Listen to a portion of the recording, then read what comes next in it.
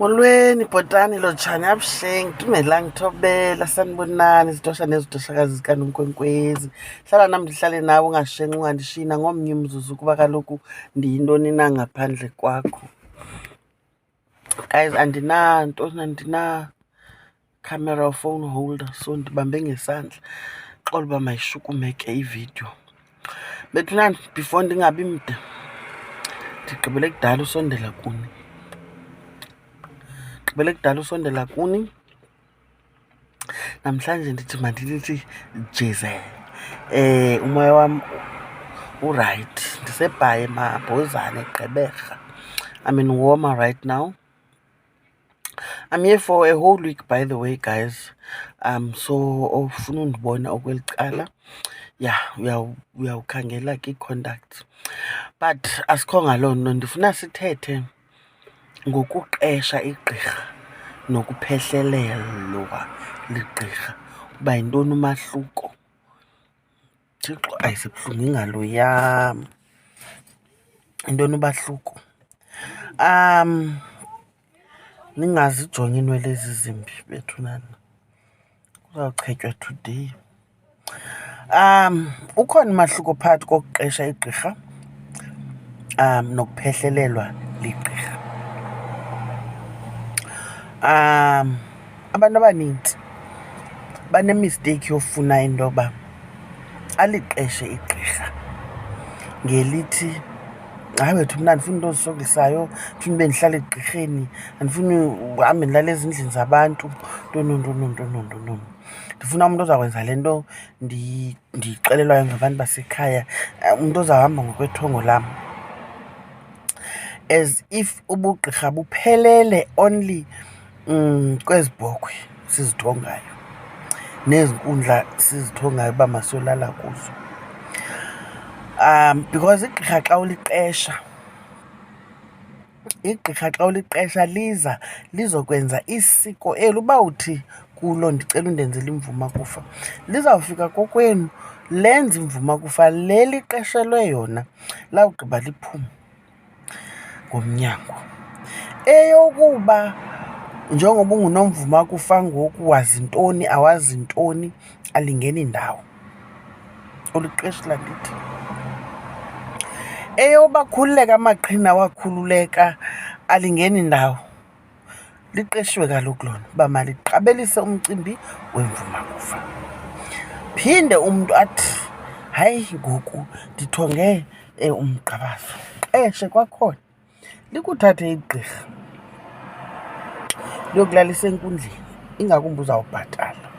Liyokulalisa kulaa nkundla yengethe, ubuye ungunomgqabazo. Liphume kuwe. Wavumisa, awakwazi uvumisa, alingeni ndawo. Wayazi imithi, awayazi imithi, alingeni ndawo. Phinde uliqeshe igqirha. Uthi ndifuna uluxa. Likunike uluxa. Yabona ke iyandibhida ke apha elugxeni ke ngoku intoba ulibolekwa njani uluxa ligqirha elingakunyanganga okanye elingakuphehlelelanga. Yayiva kuthiwe ubolekwa uluxa. Mna umzekelo, kufika ubani uMamSukwini uzoboleka uluxa kum, gqirha lamakhonjwa, khange ndimphehlelele, boleka uluxa kum, mna nam ndimboleke intoba hamba mbosebenzela inkomo yakho.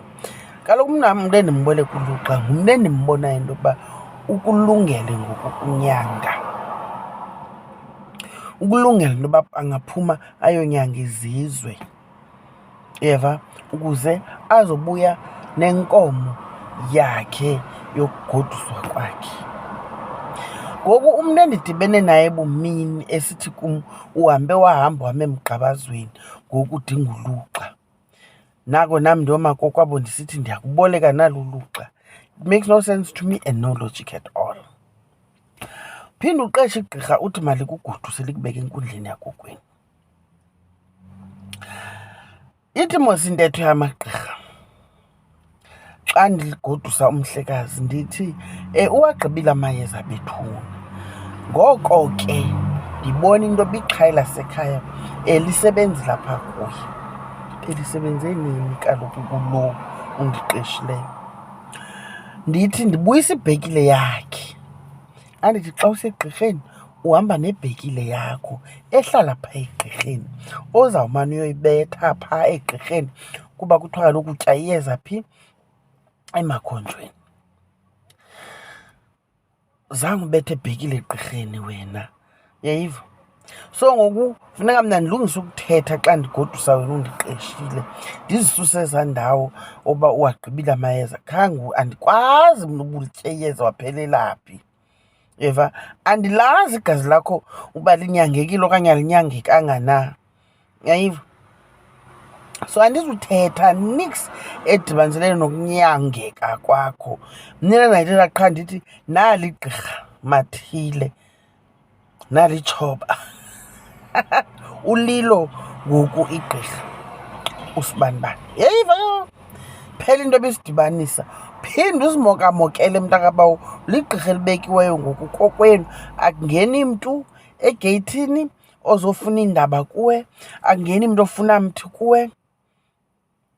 Uxakene nento, akunalo negqirha ozalibleyima okanye ozayokhala kule into yoba heyi mama, mani oko ndiqwalasela into yoba oko ndigodusiwe andithongi, akwenzeki oku noku noku noku. Uzawukhalela kubani?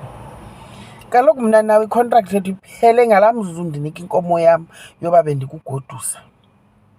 Okanye ube nayo ke loo lakha ufane ke uyofunwa emathileni kuthiwe sicela ususela inkomo yezilo, uhambe uyosebenza ingakhali inkomo. Uzawukhalela kubani? Awunagqirha mos wena, kaloku uyaqesha. Ngubani lo uzawukhalela kwinto yoba heyi mama, inkomo ayikhali apha ndixakene nayo, khawuze uzondincedisa sijonge into yoba inoba konakele phi, inoba ndiyiphosa phi. Uyayiva? Uzohamba ufowunela ke ngoku kwasagqirha wakho wadibana nalo. Uyayiva ke ngoku? Hamba udibanisa amasiko. Laa mntu unesiko lakhe ayenza ngalo, nawe eli siko wenza ngalo wawulibonile, awulazi nentsusa yalo into yoba kutheni laa mntu yena esenza ngolu hlobo. Awuzange uyive qha wawuyibona isenziwa because kaloku wena awunagqirha ufunde kuloo ncakasane ukusebenza. Uyayiva? Umahluko ke ngoku umntu ophehlelelwayo nanku.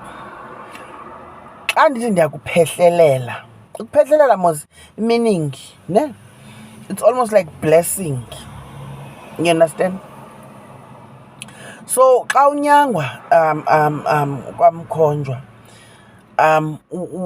the whole time kwamkhonjwa iprocess yokuphehlelelwa kwakho leyo.